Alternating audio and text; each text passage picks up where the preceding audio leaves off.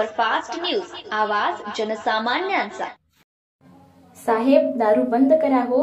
अवैध दारू विक्रीबाबत चिखली व येथील ग्रामस्थांनी राळेगाव पोलीस स्टेशनला दिले निवेदन।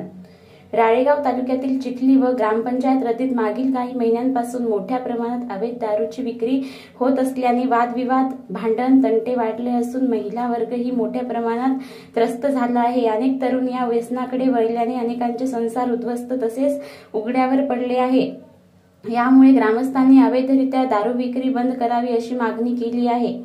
अवैध दारू विक्रेत्यांना आम्ही ग्रामस्थ व महिला बचत गट यांनी अनेकदा दारू विक्री बंद करण्याबाबत सूचना दिल्या, परंतु अवैध दारू विक्रेते कुणाचेही ऐकण्याच्या मनस्थितीत नाहीत।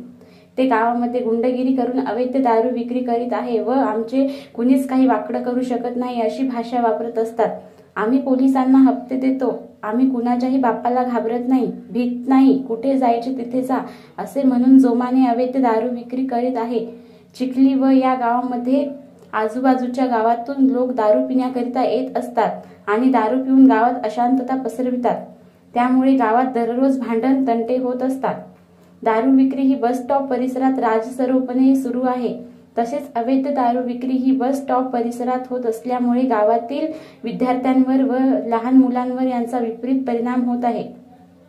येथे सुरू असलेले अवैध दारू विक्री त्वरित बंद करावी, अन्यथा नाईलाजास्तव आम्हा गावकऱ्यांना व बचत गटातील महिलांना आंदोलनाचा मार्ग स्वीकारावा लागेल। यावेळी लोकेश दिवे, ग्रामीण सदस्य दुर्गेश उमाटे, स्वप्नील ठाकरे, मयूर जुमळे, साहिल वनकर, पवन वैरागडे, महेश पाटील, क्षितिज घायवटे, आकाश वनकर, गजानन मेश्राम, प्रशिक वैरागडे इत्यादी ग्रामस्थ उपस्थित होते। महाराष्ट्र सुपरफास्ट न्यूज साठी शंकर पंधरे, राळे।